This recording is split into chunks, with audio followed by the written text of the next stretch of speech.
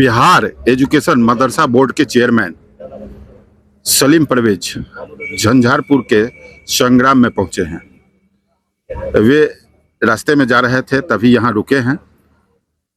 मदरसा board के नई जो भी परिवर्तन हो रही है उसके बाबत कुछ जानकारियाँ मैं उनसे पूछूंगा, आप लोगों को दे रहा हूँ।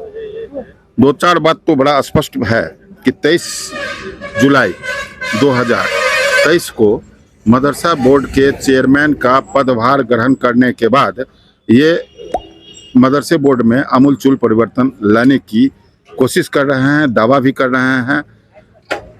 इस 2-3 महीने के अंदर में एक जानकारी तो यह भी बता रहे हैं कि मदरसा बोर्ड में पहले मुस्लिम समाज के ही लड़के पढ़ते थे, अब गैर मुस्लिम लड़के यानी कि हिंदू और अन्य धर्म के लड़के भी मदरसा बोर्ड में अरबियन, पारसी, उर्दू भाषा सीखने के लिए एडमिशन ले रहे हैं, जो मदरसा बोर्ड के लगातार बढ़ोतरी की बातें हो रही है। यहाँ पर वो पहुँचे थे, क्योंकि उनका नमाज पढ़ने का समय था, इसीलिए वह यहाँ पहुँचे। लेकिन अपने अल्प समय में ही जो बिहार सरकार मदरसा बोर्ड के संदर्भ में नई नई बातें कर रही है, उसके संदर्भ में वो जानकारी देंगे या दे रहे हैं। मैं उनकी बातें आपको सुनवाता हूं। उससे पहले मैं 2-3 बात स्पष्ट कर देना चाहता हूं कि मदरसा बोर्ड पर सरकार काफ़ी खर्च कर रही है।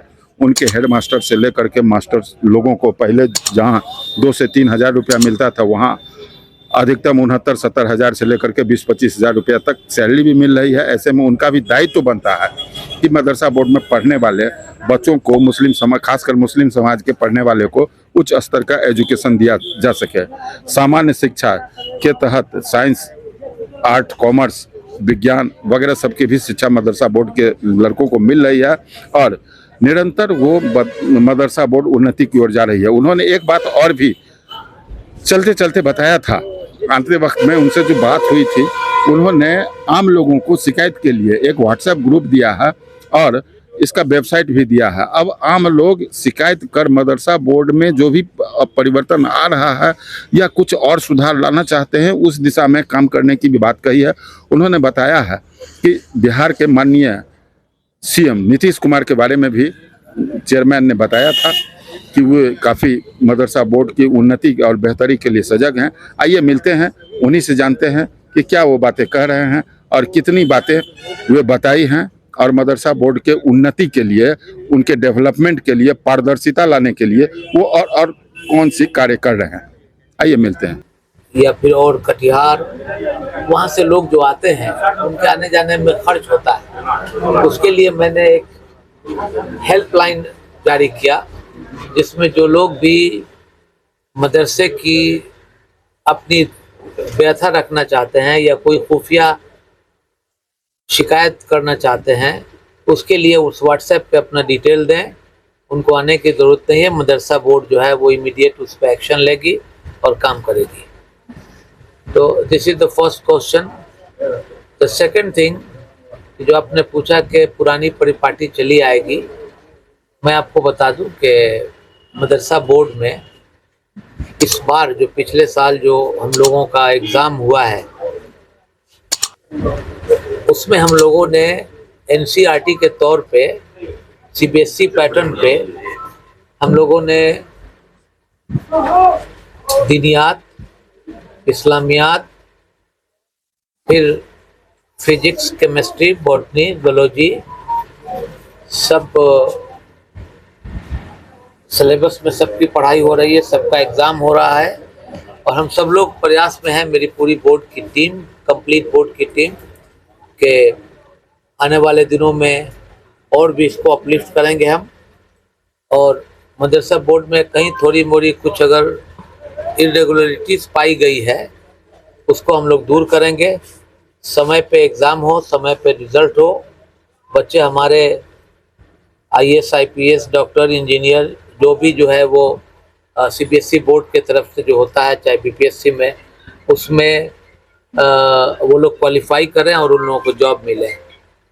सबसे बड़ी बात ये है पत्रकार महोदय, आपको बताते हुए मुझे खुशी होती है कि पिछले सेशन में और इस सेशन में भी बहुत सारे नॉन मुस्लिम बच्चे भी मदरसे में आते हैं और वो उस्तानिया, फ़ौकानिया, मौलवी की पढ़ाई पढ़ते हैं, जिससे कि उन्हें जॉब आसानी से मिल सके। ये एक बहुत बड़ी अचीवमेंट मदरसा के लिए है कि जहाँ मुस्लिम बच्चे पढ़ते हैं वहाँ नॉन मुस्लिम भी बच्चे उर्दू भी पढ़ते हैं और बाकी सारे सब्जेक्ट भी पढ़ते हैं।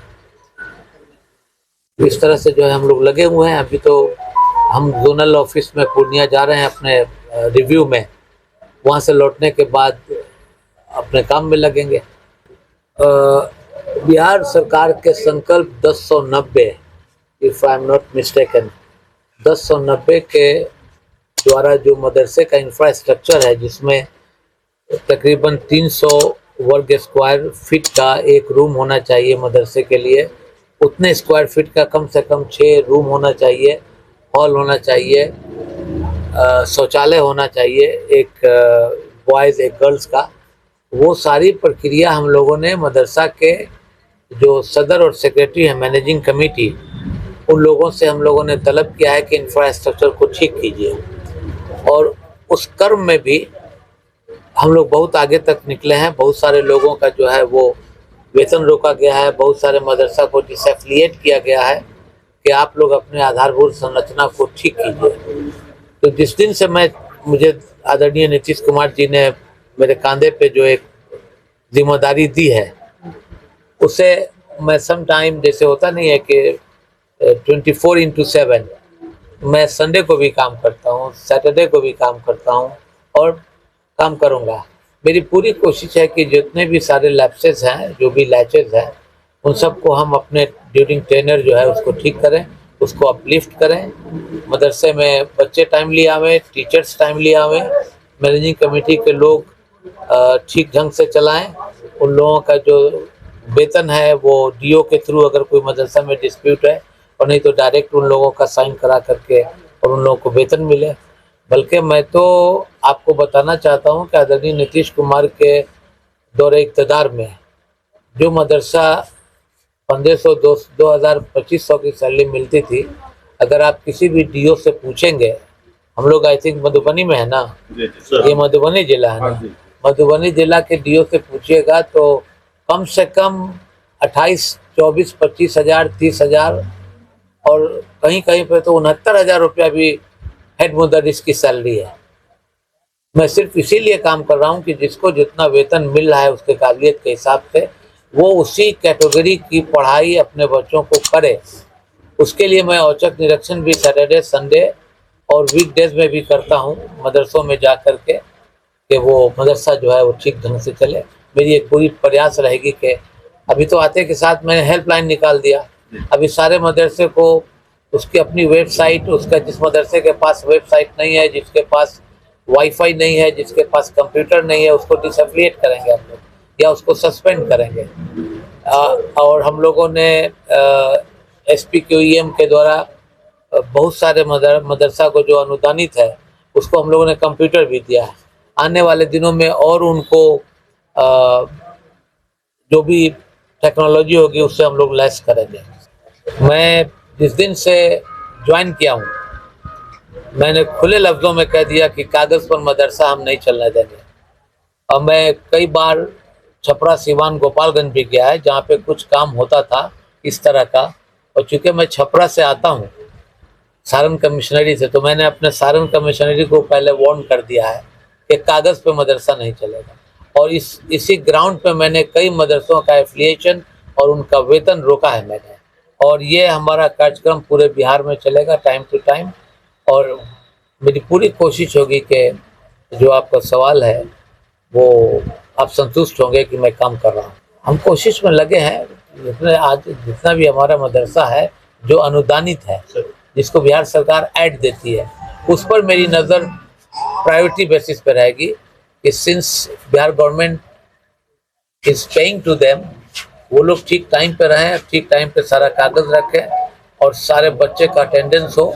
और हम लोग वीकली उसमें और भी अपग्रेड करेंगे तो कैसे उन लोगों को चेक एंड बैलेंस किया जाए। एक चीज बहुत महत्वपूर्ण है सर, आपने अभी कहा कि मदरसा के शिक्षकों को किसी को 25,000 सैलरी, किसी को 27,000 सैलरी और किसी को 69,000 सैलरी।